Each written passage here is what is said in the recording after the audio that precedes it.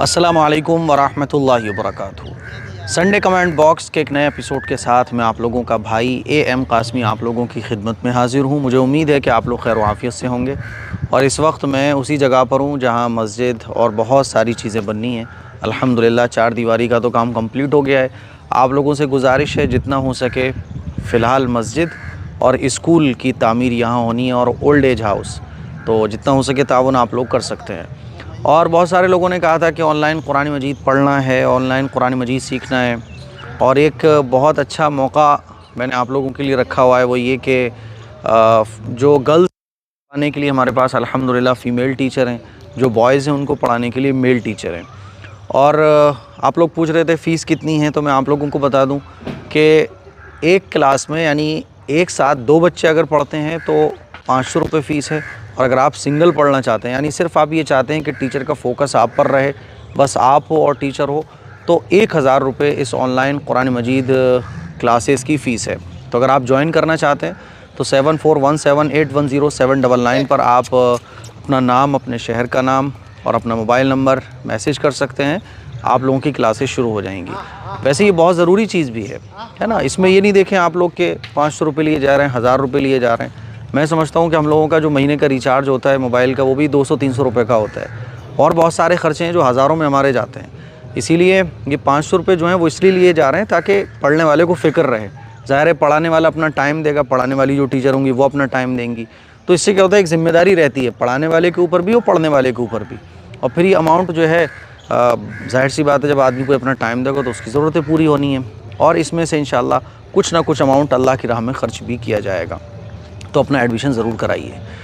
चलिए सवालों का सिलसिला शुरू करते हैं। आज असल में मौका नहीं मिल पाया तो मैं यहाँ आया हुआ था, मैंने कहा चलो आज थोड़ा सा नए व्यू से शूट कर देते हैं। वो छोटे छोटे बत्तख के बच्चे भी हैं यहाँ, ये अभी हाल में ही बच्चे लिए हैं, छोटे छोटे 12 हैं ये। और माशाल्लाह ये देखो बड़े, अभी शायद ये 15-20 दिन के हैं, तो बहुत अच्छा माशाल्लाह जो ये पेड़ पौधे होते हैं और जो रियल हवा होती है, रियल जो है वातावरण होता है, इसके अलग ही मज़े हैं। बहरहाल सवालों का सिलसिला शुरू करते हैं। पहला सवाल तस्लीम ख़ान पूछ रहे हैं, मुफ्ती साहब मैं ऑनलाइन जॉब करती हूँ, लाइव वीडियो शेयर करना होता है फ़ेक आईडी से, क्या ये ठीक है? पहली चीज़ इसमें फ़ेक आईडी से ही वो लाइव वीडियो शेयर करनी क्यों होती है?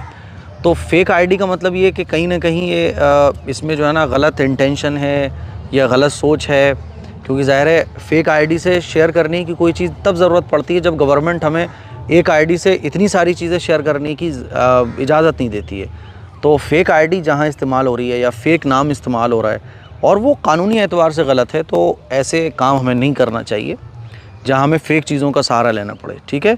तो इसीलिए आप वो जॉब कीजिए जिसमें आप कानूनी एतबार से भी किसी प्रॉब्लम का शिकार ना हो और आखिरत के एतबार से भी आप इन चीज़ों का शिकार ना हो। अब आप कहोगे कि कानून इस बात की इजाज़त देता है, तो भैया फ़ेक आईडी अगर लगाना क्योंकि कानूनी जुर्म नहीं है हमारे गवर्नमेंट के हिसाब से, तो आप इस्तेमाल कर सकते हैं। लेकिन वो जो लाइव वीडियो शेयर हो रही है वो किस चीज़ की हो रही है ये देखना बहुत ज़रूरी है। अगर वो ऐसे ही है नाच गाने की तो फिर बचने की कोशिश करना है, और वो वीडियो जो शेयर कर रहे हैं आप वो नॉलेज की है और जायज़ चीज़ की, तो फिर इसमें कोई हरज की बात नहीं है। और 2 मुर्गियाँ हैं, 2 मुर्गे भी हैं इधर, आप देखें 2 मुर्गे हैं और ये 2 मुर्गियाँ हैं। बहुत गंदे संदे आए हैं, यहाँ आके इंशाल्लाह ये साफ़ सुथरे हो जाएंगे। तो जहाँ जानवरों को पाला जाए उनकी सफाई सुथराई का भी ख्याल रखना चाहिए, जिस जगह वो बैठ रहे हैं, जिस जगह वो रह रहे हैं। तो और भी चीज़ें इंशाल्लाह यहाँ आएंगी। और एक पढ़ने वाले बच्चों के लिए अभी तो खैर महीनों लग जाएंगे, बड़ा काम है, लंबा काम है।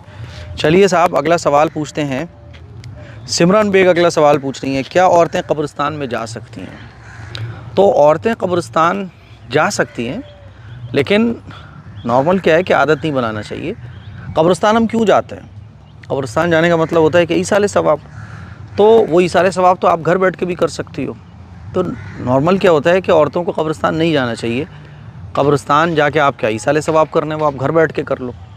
लेकिन कभी कभी क्या होता है, मान लीजिए बाप की याद, माँ की याद या किसी अपने की याद बहुत ज़्यादा है और बस बहुत मन हो रहा है, तो किसी भी महरम के साथ कब्रिस्तान इस एतबार से जाया जा सकता है, ठीक है। लेकिन कब्रिस्तान जाने की आदत नहीं बनाना चाहिए, जैसे कि हर जुमेरात को कब्रिस्तान जाना, एक ख़ास वक्त पे कब्रिस्तान जाना, तो औरतों को आदत नहीं बनाना चाहिए। मान लीजिए कभी दिल में बहुत याद आई कि बाप की कब्र पे जाना है, माँ की कब्र पे जाना है, तो किसी महरम के साथ खामोशी के साथ जाया जा सकता है, ठीक है। तो किसी हद तक तो बहरहाल गुंजाइश है। अक्ष पूछते हैं, अब मैं आपसे सवाल नहीं करूँगा, बस इतना कहती हूँ कि फ़लस्तीन के लिए प्लीज़ कुछ कीजिए, आप बहुत बड़े बड़े काम करते हैं, जज़ाकल्लाह। देखिए फ़लस्तीन के लिए बिल्कुल फ़िलहाल तो हम दुआ कर सकते हैं, क्योंकि वहाँ जो हेल्प है, जो मदद है, वहाँ पहुँचाने का जो रास्ता है वो नॉर्मल खुला हुआ नहीं है। उसके लिए कोशिशें की जा रही हैं, जमीयत उलमा उसके लिए कोशिश कर रही है, और इंशाअल्लाह जैसा ही कोई लीगली ऑप्शन हमारे सामने नज़र आता है और जिससे कि एक बड़ी मदद वहाँ पहुँच सके तो इंशाअल्लाह हम ज़रूर पहुँचाएँगे। सुमैया शेख पूछ रही है, मुफ्ती साहब औरत के क़ज़ा रोज़े ईद के नेक्स्ट डे से रख सकते हैं या ईद के 3 दिन बाद रखना है? ईद के नेक्स्ट डे से लेकर आप अगले 28 दिनों तक आप, है ना, ईद का दिन छोड़ के अगले 29 दिनों में आप कभी भी रख सकते हो। तो 3 दिन के बाद कोई रखना ज़रूरी नहीं है, बल्कि ईद का दिन छोड़कर, जो महीना 30 का होता है या 29 का होता है, तो ईद का दिन छोड़कर बाकी के जो 29 दिन बचे उसमें आप जब चाहें जब रख सकते हैं। और साहब अगला सवाल पूछती हैं एस परवीन, मुफ्ती साहब मेरी अम्मी आपकी बहुत बड़ी फ़ैन है। भाई बहुत बहुत शुक्रिया, जज़ाकुमुल्लाह। फ़ैन है बोलो फ़ैन थी, अरे बड़ी फ़ैन है बोलो फ़ैन थी, इसका क्या मतलब हुआ? शायद नाराज़ होकर उन्होंने हमारी फ़ैन फॉलोइंग ख़त्म कर ली, और पहले कुछ भी नहीं जानती थी दीन के बारे में। अल्लाह ने आपकी वीडियो अम्मी के सामने ले आए और अम्मी ने आपकी हर वीडियो देखी, दीन की बहुत कुछ सीखी है, लेकिन आज अम्मी इस दुनिया में नहीं रही। अच्छा, अल्लाह ताला आपकी अम्मी की मग़फ़िरत फ़रमाए, आपकी अम्मी इस दुनिया में नहीं है। मेरे पास आप ये समझ लें कि शायद ये 20वां या 25वां इस तरह का मैसेज होगा और इस तरह का कमेंट मैंने पढ़ा है जिसमें लोगों ने कहा है कि हमारी वालदा थी, अब नहीं है वो इस दुनिया में, और वो मेरी बहुत बड़ी फ़ैन थी।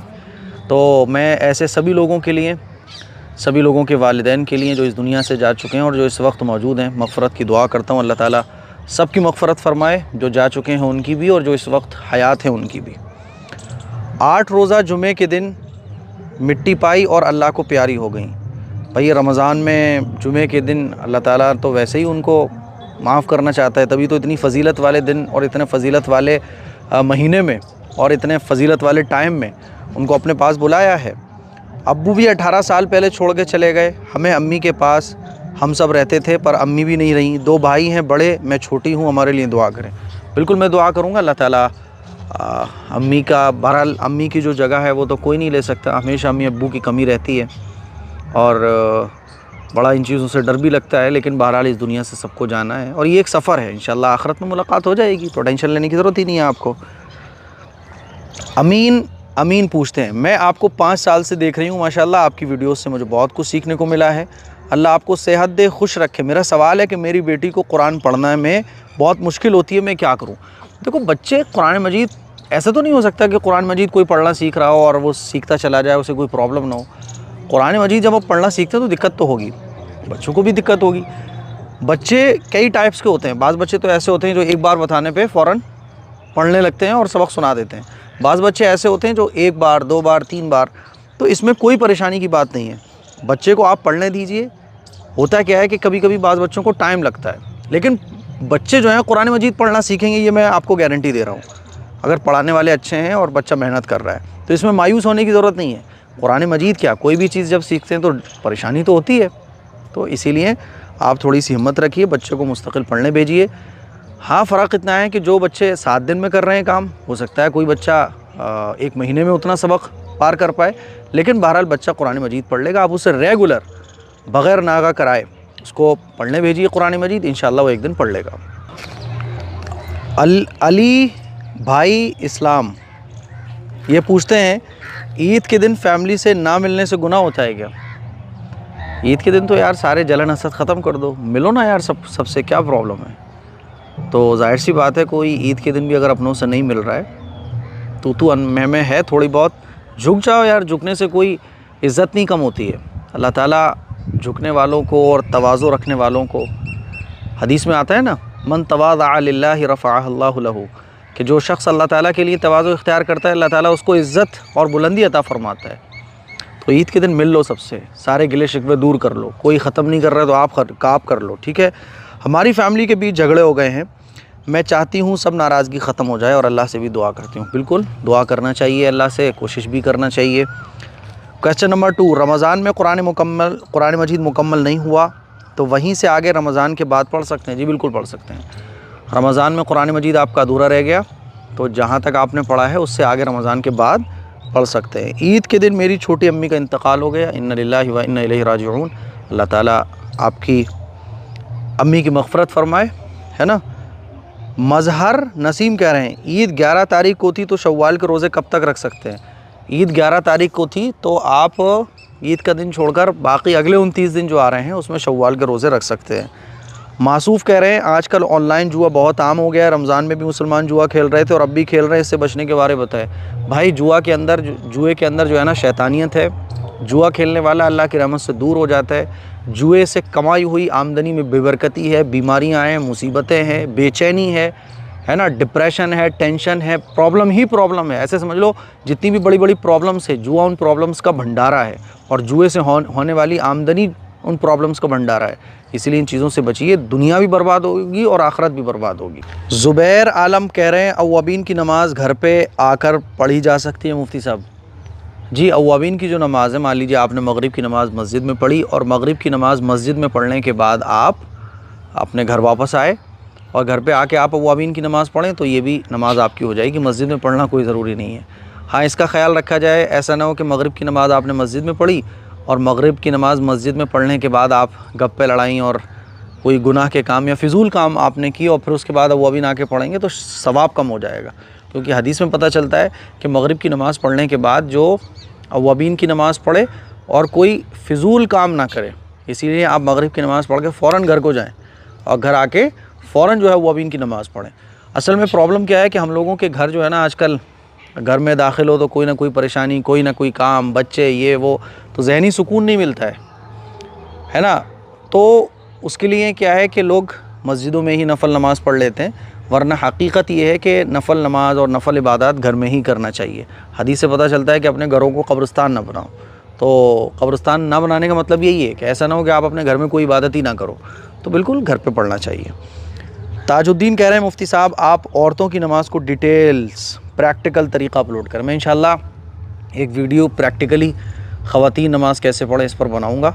लेकिन तकरीबन 3 या 4 साल पहले मैंने एक वीडियो अपलोड की थी जिसमें हदीसें भी बयान की थी कि औरतों और मर्दों की नमाज़ में फ़र्क क्यों है ना। और उस फ़र्क को बताने के बाद प्रैक्टिकली बताया भी गया था कि औरतों को नमाज़ कैसे पढ़ना चाहिए। तो आपने शायद वो वीडियो नहीं देखी है, आप यूट्यूब पे सर्च करें औरतों की नमाज़ AM कासमी, तो वो 2 वीडियो आ जाएंगी या 1 वीडियो आएगी, तो आप उसको देखें, इंशाल्लाह सारे कन्फ्यूज़न आपकी दूर हो जाएगी। द रिच मेहरा 20 मिनट के संडे एपिसोड में 11 मिनट तो आपने क्लियरिफिकेशन में निकाल दिए मुफ्ती साहब। भाई देखो, क्लियरिफिकेशन देना कभी कभी ज़रूरी होता है, क्योंकि बुरे लोगों से मुझे कोई फ़र्क नहीं पड़ता, जो उल्टे सीधे कमेंट करते हैं, बातें बनाते हैं, जो हेटर्स से मुझे कोई फ़र्क नहीं पड़ता। लेकिन आप लोग अगर दिल में कुछ मैल ले आएँ या दिल में आपके ख़यालात आने लगें तो मुझे फ़र्क पड़ता है। मान लीजिए कहीं कोई कुछ बोल रहा है तो मुझे कोई फ़र्क नहीं पड़ रहा है, लेकिन कहीं ना कहीं उसके बोलने से अगर आप इफ़ेक्टेड होंगे, अगर आपके माइंड में ये आने लगे कि हाँ ये बात तो सही कह रहा है, या आपके माइंड में ये आने लगे कि यार मैं जवाब क्यों नहीं दे रहा हूँ, तो हो सकता है शैतान कल को आपको मेरे से भी दूर कर दे। क्योंकि अच्छे लोगों से और अच्छे लोगों के आपस के मिलने से शैतान के पेट में तो बहुत तेज़ दर्द होता है। तो इसीलिए मैंने क्लियरिफिकेशन दिया ताकि कहीं ना कहीं जो लोगों के माइंड में ये आ रहा हो, है ना, तो उनका माइंड क्लियर हो जाए और आपस की मोहब्बत बनी रहे। ऐसा ना हो कि कल को आपके माइंड में आते आते आप भी मेरे एकदम अगेंस्ट हो जाओ। तो इसीलिए क्लियरिफिकेशन देना ज़रूरी होता है, ये कोई गलत चीज़ नहीं है, ठीक है। हाँ, लंबा हो गया था भाई, तो वो भी ज़रूरत की बातें थी, फालतू बातें तो मेरे करने की आदत भी नहीं है। चलिए, यूज़र पूछते हैं मुफ्ती साहब मुझे आपसे बहुत कुछ सीखने मिला है। आप सच में बहुत अच्छे इंसान हैं। मैंने आपको बहुत सारे कमेंट किए पर आपने मेरे किसी कमेंट का जवाब नहीं दिया, लेकिन फिर भी आपकी बातें सुनकर जवाब मिल जाता है। तो यूज़र, मैं आपसे नाराज़ नहीं हूँ और अच्छी बात है कि आप भी मुझसे नाराज़ नहीं हुए और आपके इतने मैंने कमेंट नहीं लिए, उसके बाद भी साहब आपने मोहब्बत बरकरार रखी, बहुत बहुत शुक्रिया। देखो आज आपका कमेंट ले लिया गया। यूज़र मोहम्मद, हल्दी और मेहंदी सेरेमनी करने से गुनाह होता है क्या? ये एक रस्म है और इस रस्म में जितने भी गलत काम होते हैं तो वो गलत है। नॉर्मल हल्दी लगाना ये गलत नहीं है, ठीक है। हल्दी लगाई जाती है कलर साफ़ करने के लिए, तो हल्दी लगाना गलत नहीं है, लेकिन इस हल्दी के नाम पर जो रस्में हैं और उस रस्मों में क्या होता है, ख़वातीन मर्दों का इख्तिलात और फिर जो है वो मजाक चलता है, लड़कियां लड़कों के साथ मजाक कर रही होती हैं, ये सारी चीज़ें गलत है, इससे बचना चाहिए। अगर घर में हल्दी सेरेमनी हो तो हम शामिल हो सकते हैं, नॉर्मल शामिल हो सकते हैं, गुनाह के कामों से बचो, ठीक है। खुशी खुशी कहती हैं 5 वक्त की नमाज अदा करूँगी, जब ही चाश्त, इशराक और अव्वबीन की नमाज़ पढ़ सकते हैं क्या? देखो 5 वक्त की जो नमाज़ें हैं ना वो फ़र्ज़ हैं, और ये अव्वबीन, चाश्त, इशराक, ये जो नमाज़ें हैं ये नफली नमाज़ें हैं, और नफली नमाज़ें पढ़ सकते हो आप। 5 वक्त की कोई नमाज़ छोड़ दो तो पढ़ लो, नफल सवाब मिल जाएगा। लेकिन फ़र्ज़ नमाज छोड़ना ये ऐसा है कि नफल नमाज़ों का दर्जा क्या है, हदीस में आता है कि आदमी की जब फ़र्ज़ इबादतों में कमी होगी, कोई कमी रह जाएगी, तो फ़रिश्ते पूछेंगे क्या इसके पास कुछ नफल इबादत भी है, तो नफल इबादतें लेकर फ़र्ज़ की कमी पूरी की जाएगी। मान लीजिए किसी की फ़र्ज़ नमाज़ों में कोई कमी है तो नफल नमाज़ें उसके नामे अमाल में से लेकर फ़र्ज़ नमाज़ों की कमी पूरी की जाएगी।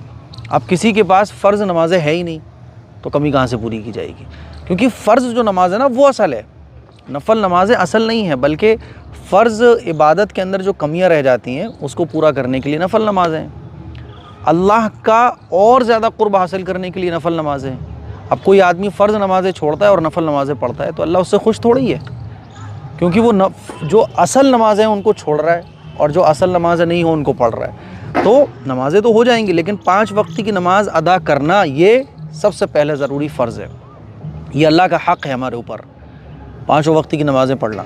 तो 5 वक्त की नमाज़ें कोई नहीं पढ़ रहा है या 2-3 टाइम की नमाज़ें छोड़ रहा है और नफल नमाज़ें पढ़ रहा है तो वो गुनहगार है। और अगर कोई 5 वक्त की नमाज़ें पढ़ रहा है लेकिन अव्वबीन, इशराक, चाश्त नहीं पढ़ रहा है तो वो गुनहगार नहीं है, ठीक है।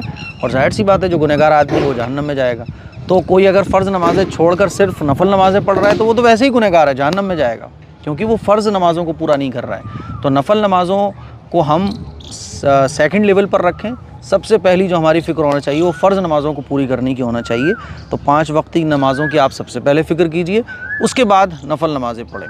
और अगर कोई फ़र्ज़ नमाज़ छूट जाए तो नफल के बजाय आप सबसे पहले उस फ़र्ज़ नमाज़ को अदा करें, ठीक है। अच्छा जी, मेमन बेगम, कुरान शरीफ को टेबल, अलमिरा या फिर किसी बंद चीज़ के अंदर रख सकते हैं क्या? जी बिल्कुल रख सकते हैं, जहाँ कुरान मजीद का एहतराम ज़्यादा हो, कुरान मजीद जहाँ रखने में ज़्यादा अच्छा लग रहा हो, जहाँ सेफ्टी ज़्यादा हो, बेअदबी के चांसेस कम हो, वहाँ कुरान मजीद को हम रख सकते हैं। It is a big question for me, कुरान मजीद को जहाँ चाहें वहाँ रख सकते हैं, बस कुरान मजीद की बेअदबी से बचना चाहिए, बेअदबी ना हो। मुन्ना सिद्दीकी, कुरान की ऑनलाइन क्लासेस कब से शुरू होगी? भाई कुरान मजीद की ऑनलाइन क्लासेस शुरू हैं, अभी मैंने शुरू में ही आप लोगों को बताया था कि एडमिशन कराइए।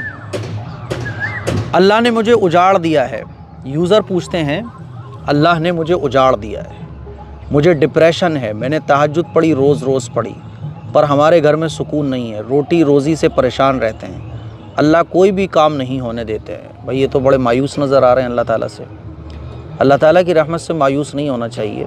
मेरे भाई आप मुझे एक बात बताओ, अब आपने सवाल ऐसा पूछा है, मुझे एक बात बताओ, आपकी आंखें सलामत हैं कि नहीं हैं? आप देखने के काबिल हो?